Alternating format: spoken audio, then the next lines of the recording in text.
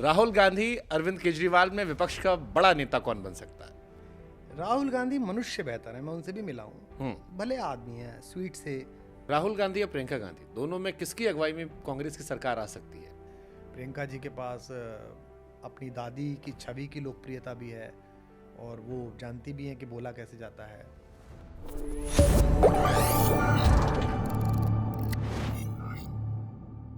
राहुल गांधी अरविंद केजरीवाल में विपक्ष का बड़ा नेता कौन बन सकता है? राहुल गांधी मनुष्य बेहतर है, मैं उनसे भी मिला हूँ। हम्म। भले आदमी है, स्वीट से। मैंने तो उनके बारे में काफ़ी ख़राब बातें भी बोली थी हीट ऑफ द मोमेंट में, जब हम चुनाव लड़े। लेकिन उसके बाद उनका जो व्यवहार रहा मेरे से, बातचीत का, सुनने समझने का, कभी मिल गए सार्वजनिक समारोह में, जहाज फहाज में कभी मिल गए, जिस गर्मजोशी से वो मिले और जैसा उनके रिफ्लेक्सेस दिखते हैं, उससे लगता है उनके अंदर ह्यूमन क्वेश्चन ज़्यादा है। और राजनीति हो, परिवार हो, वो मनुष्यता से ही चलते हैं, धूर्तता से नहीं चलते। तो एक नाम कौन सा लेंगे विपक्ष जो मोदी जी को टक्कर दे सकता है? वो जनता तय करेगी, इन दोनों, मुझे क्या पता भाई। मैं एक वोट देने वाला हूँ, मैं अपनी वोट दे आऊँगा जिसको देनी होगी। राहुल गांधी या प्रियंका गांधी, दोनों में किसकी अगुवाई में कांग्रेस की सरकार आ सकती है? वो तो उनका आंतरिक मैटर है कि वो किसको देखते हैं। प्रियंका जी के पास अपनी दादी की छवि की लोकप्रियता भी है और वो जानती भी हैं कि बोला कैसे जाता है। राहुल भी जिस तरह से ग्रो कर रहे हैं, जिस आपको तरह लगता है से, राहुल जी डिफीट कर पाएंगे आने वाले टाइम में? नहीं, राजनीति में तो कुछ भी हो सकता है। लेकिन हम जब 14 में चुनाव लड़े थे तो हमारा कहना क्या था उनसे? हमारा कोई था नहीं, हमें तो भेजा गया था। हमारा कहना यह था कि देश को समझना है तो नीचे उतर के समझिए, सिर्फ एक वंश में पैदा होने के कारण नेता मत बनिए। और पिछले 10 वर्षों में उन्होंने ये किया कि वो नीचे जा रहे हैं, समझ रहे हैं।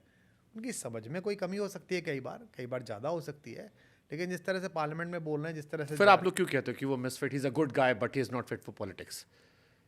क्योंकि पॉलिटिक्स में अच्छे लोगों की इस समय कीमत है नहीं। जो भले लोग हैं उनकी कहाँ कीमत है। और उनकी पार्टी में देखिए, भारतीय जनता पार्टी में जेपी नड्डा जी का कार्यकाल समाप्त हो गया। आप अपने सारे पत्रकारों के घोड़े दौड़ा लो और मुझे एक नाम दे दो कि ये बनेगा पार्टी अध्यक्ष। नहीं पता, ये तो वो खुद भी कहते हैं बार बार, नहीं पता आपको, आप नेक्स्ट नहीं कर सकते। नहीं पता। कांग्रेस में ऐसा नहीं हो सकता, बाकी सारी पार्टियों में अब नहीं हो सकता। तो यही यहाँ आके ही खेल खत्म होता है। वामपंथी और बीजेपी, तो अटल जी का भाषण है कि केवल हम और वामपंथी रहेंगे क्योंकि हमारे संगठन में डेमोक्रेसी है।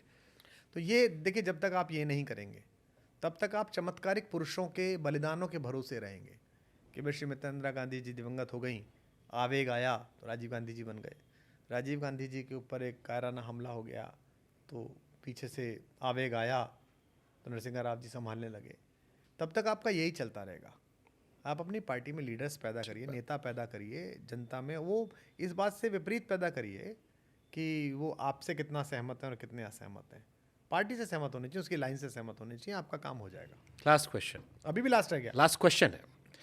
जिन्ना ने माउंटबेटन से ये कहा कि अगर आपको हिंदुओं की बात करनी है तो सावरकर से बात कीजिए, सावरकर रिप्रेजेंट करते हैं।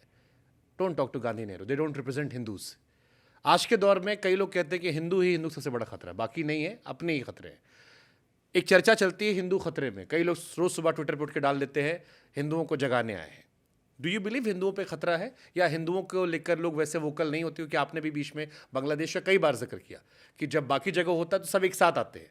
इंडिया में भी आपने देखा होगा, एक बॉक्सर भी थी, मुस्लिम थी, महिला पुरुष होने पर विवाद था, कम्युनिटी ने सपोर्ट किया। हमारे यहाँ से चलता है कि हिंदुओं का खतरा है, हिंदू यूनाइटेड नहीं होता। आपको लगता है खतरा वतरा कुछ है, या यही खूबसूरती है जो आपने कभी किचन में काम किया है? हाँ। चाय किस में बनती है? फ्राई पैन में। हाँ।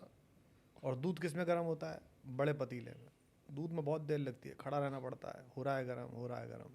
और चाय यूँ लगाई, 2-3 बात सुनी, इधर उधर गए, तब तक तो फुर होने लगता है।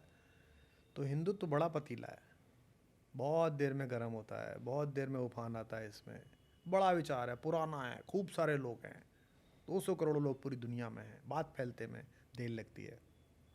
बाकियों में तुरंत चेतना आ जाती है, तुरंत बात आ जाती है।